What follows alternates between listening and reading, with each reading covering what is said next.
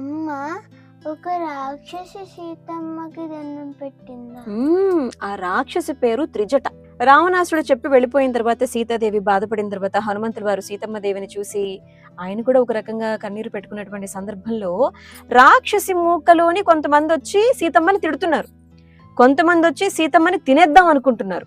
ఇలా ఒక్కొక్కరు ఒక్కొక్కలా బిహేవ్ చేస్తున్నప్పుడు త్రిజట అనే ఒక రాక్షసి వచ్చి సీతమ్మకి దండం పెట్టుకోండి, ఇప్పుడే నాకు ఒక కల వచ్చింది, మీరు గనక ఆమెని క్షమాపణ కోరకపోతే రాముల వారు వచ్చి సీతాదేవిని తీసుకువెళ్తూ మిమ్మల్ని అందరినీ చంపేస్తారు, జాగ్రత్త అని చెప్పిందంట. ఏమిటేమిటి, తెల్లవారుజామునే నీకు కల వచ్చిందా? తెల్లవారుజామున వచ్చే కళలు నిజమవుతాయంట.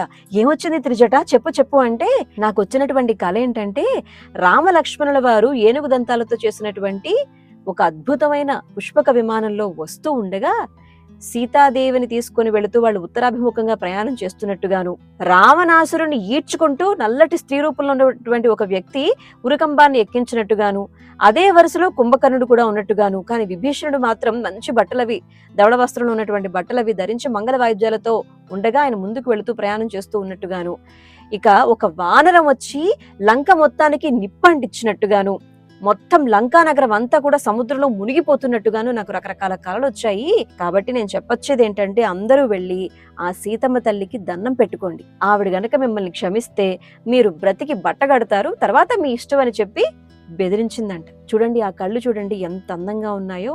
అమ్మవారి యొక్క ఎడమ భుజం అదురుతుంది అంటే అమ్మవారికి ఏదో శుభశకనం కనిపించింది.